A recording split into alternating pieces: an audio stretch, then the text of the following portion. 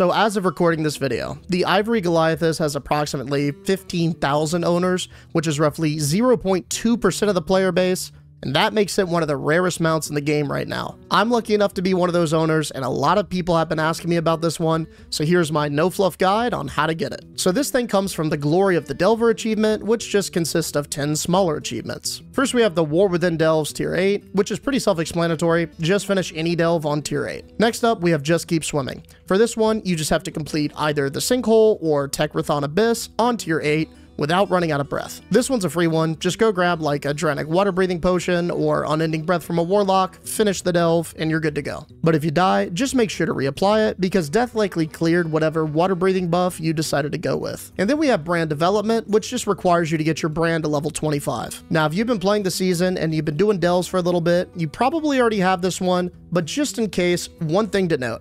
Past level 15, Brann only gets experience through bountiful delves. But still, the gap from 15 to 25 isn't too bad. Just run through, do your bountifuls, pick up all the treasures for XP, you're good to go. Alright, now for the achievements that I think are still technically easy, but they're just a little bit more tedious and time consuming. But the good news about these is that you could just do all these on tier 1 and still get the achievements. Up first, we have Leave No Treasure Unfound, which requires you to open up a bunch of treasure chests inside of all of the delves. The easiest way to do this one is just to download an add-on called Handy Notes. It shows you where all the treasures are right on the map as soon as you zone in the delve. And if the treasure's in a weird spot, you can just hover over it and you'll get a little note explaining what you need to do. Just make sure to grab the War Within version and the base version of Handy Notes to avoid any issues. Next, we have the Delve Loremaster, which requires you to complete all of the stories for each of the delves. Basically, all of the delves have a couple of story variants, and the game picks a random one to be active for the day. All of them have a total of 3 possible stories, except for the Underkeep, which has 4. So getting this achievement just boils down to checking all of the delves every day and making sure you're completing the stories you need. Again, the good news is you could just blast through all these on tier 1.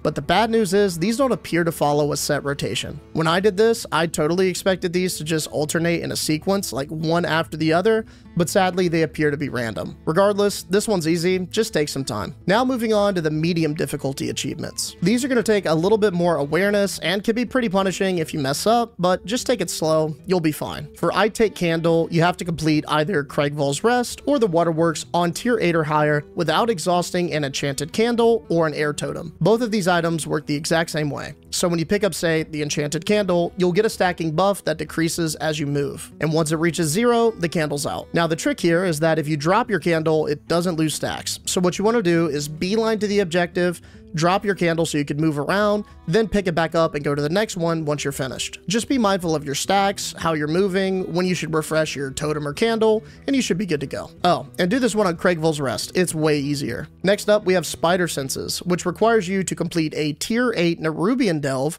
without spawning any Nerubians from the webs on the ground or taking damage from any of the Nerubian eggs. The easiest way to get this one by far is just to wait until the Dread Pit has the Smashing Scarred story up. That's the one with the little groups of dwarves. When this story is up, it's literally impossible to fail this achievement because there are no Nerubian eggs or there are no webs on the ground. But because the Dread Pit is still a Nerubian delve, it counts towards the achievement. Now, if you don't want to wait for the story, I suggest doing the Earthcrawl Mines. The eggs and the webs in there are pretty straightforward and easy to deal with. Next up, we have Daystormer, which requires you to complete either Nightfall Sanctum or the Skittering Breach on tier 8 without touching any of those big purple circles. This one's not really hard to do, it's just sort of punishing because the circles constantly will like shrink and grow, so if you happen to clip one, you gotta reset the delve. Now I will say it is easier to do this one on Nightfall Sanctum because some of the stories will let you reposition the circles and the area is just way more open. And for the last of the medium difficulty achievements, we have Sporesweeper. For this one, you have to complete either Fungal Folly or Mysomancer Cavern on tier 8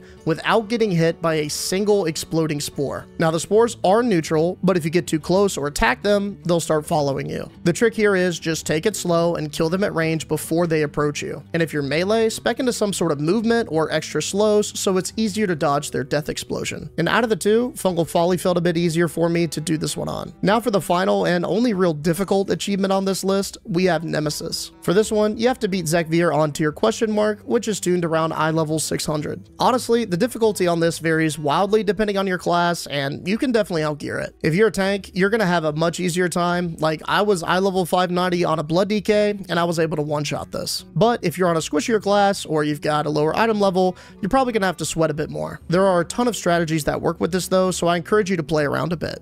Swap Brann from DPS to heals, try different builds, group up, etc. Now, I'm not going to go through all of those in depth here, but there are a couple of general mechanics that are really important to get down. First, he'll do a webbed cone that pulls you in. Don't stand in it. Claw Smash is another frontal cone that you shouldn't stand in. Don't stand in the circle from Horrendous Roar, and make sure to interrupt the Enfeebling Spittle, or you can remove it with either a Snare or Magic Dispel. Finally, he'll summon a Cocoon that you need to DPS down. If you don't, an Ad will spawn that'll stun you. And that's pretty much it. This is sort of like a solo challenge similar to, say, the Proving Grounds or the Legion Mage Tower. So don't get discouraged if you die a couple of times. It's really just about practice and getting the timing of the mechanics down. But that's it for my no fluff guide for the Glory of the Delver achievement. Hope this helped, and enjoy your new bug mount. Now, if you like this guide, please share it with your friends, guildies, whoever. One of the biggest challenges for new streamers like myself is discoverability. So if you found this video genuinely useful, spreading it around helps me out a lot, and I really appreciate it. Anyways, thanks for watching, and I'll see you in the next one.